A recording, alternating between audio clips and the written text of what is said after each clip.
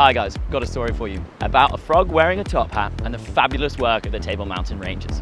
In these videos, Jim Green and Tuk South team up. So, what do a boot company and tuk-tuk drivers have in common? Well, it's certainly not dashing good looks, I can tell you that for free. It's wildlife rangers. Helping these men and women out is the bread and butter goal for both of our organizations. We love the natural wilderness, and without these fantastic folk, it just wouldn't exist. So in this set, we are joined by big boss Gareth Crouch, as Jim Green donate 147 pairs of hard as nails boots to the Cape Town Rangers. In the next episode, we head for the hills on patrol with the Table Mountain Rangers, until finally Tuk South find themselves on the forefront of a savage war being fought across the Cape between abalone syndicates and these rangers. What can I say? We were a little underprepared. So, who are we? We're Tuk South, a self-made video crew traveling the world in tuk-tuks raising money for wildlife rangers. How did this all start? Well, COVID. We all lost our jobs and moved back to our homeland, Kenya. During this time, we started making travel videos of exploring the wild places of Africa. But something was wrong. There was no tourists. COVID had destroyed the tourism industry, and with that, the natural world was struggling. There were huge increases in poaching for bushmeat and illegal logging. On the forefront of this crisis were wildlife rangers. Their salaries had been cut, but their workload had skyrocketed. They are the last frontier preserving the natural world.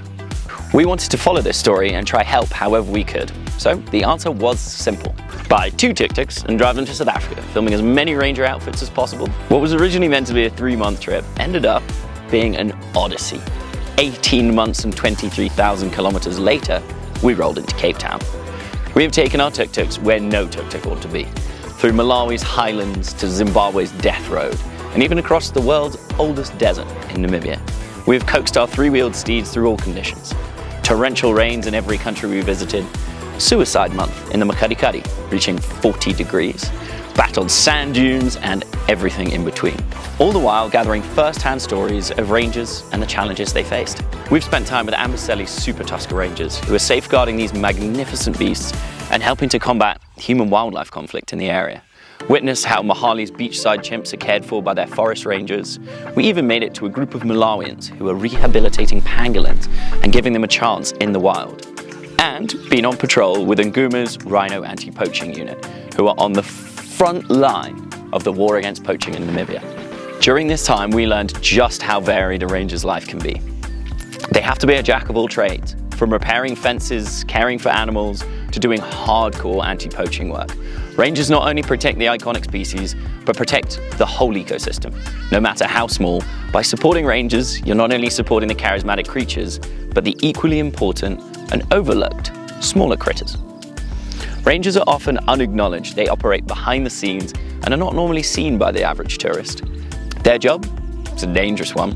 Patrolling in thick bush, coming across armed poachers and wild animals, all the while being far from their homes and families. Many other rangers don't have access to life insurance. They're working in some of the most dangerous areas, and a ranger can support up to 4 to 10 people that rely on him, and working in these dangerous conditions, should something disastrous happen, that's a lot of people that are left without any source of any support. Both are very, very important for the rangers. One, we are walking by foot, and also in this ground we have snakes, we have the pafadas, we have the spitting cobras, we have the black mamba. So we need to have a strong boots. Here on Borana we have one ranger who has been bitten by a pafada. Really? Yeah, and that leg was being cut now. He has only one leg. Yeah, so you see. So for the rangers, they need to have the equipment, all the equipment they needed. Jim Green kindly offered to donate us some of their African Ranger boots. The problem was, we're not rangers. We have soft tuk-tuk feet used to chopping around in flip-flops in the desert. So, it wasn't exactly love at first sight. First week was a painful endeavor. Blisters on all parts of our feet, and we were silently cursing Jim Green. However, after a couple of weeks, something changed. They suddenly felt like putting on a pair of slippers that could blunder through the bush with no fear of thorns, and at the same time, didn't look out of place on a date. This is the problem when you only own one pair of shoes in your life. They've got to be able to do everything. We slowly grew an attachment to these boots. The wearing-in process made them feel like they were a part of us, and we now won't go anywhere without them. Right, so I've just spent this morning filming the bark stripping here in Newland Forest, and I've been stomping around in my gym greens. As you can see, here I am up a tree in them. And one of the main noticeable features of today's little filming session was this funky little lip they have here. This essentially stops, especially if you're properly in the bush and you're sort of deviating from paths occasionally. But yeah, if you're properly cruising around, it stops getting all of the sticks and leaf litter and debris down your socks, because anyone that spent a while in the bush knows that is the worst. In essence, I'm just very impressed with them.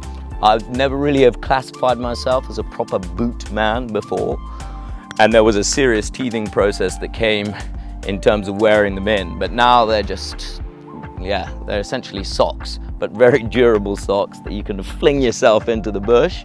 So if there's ever an endorsement for proper 4x4 shoes, if you can climb a tree, you can go through the dunes and not necessarily get your socks completely filled with sand. You can get hit by the occasional little wave in a tidal pool and not have soggy toes. And I hate to say it, you can also look pretty stylish. We took ours to the festivals recently, and we were having a festival in Cape Town recently, and we having some compliments. I also wear them out to fancy dinners. So, I mean, they are multifaceted. And yeah, big fan. So yeah, take a bow, Jim Green. Thank you very much. Next week, we hand out 147 pairs of boots and dive into that mountain fog. Now, let's not lie, we probably could get the tuk-tuk up this bad boy, but this is a boot video, and boot videos need walking. And to be honest, we could probably do with the exercise. It's time to meet the rangers that are tasked with protecting this land and get a first-hand glimpse into the challenges they face. So, stay tuned.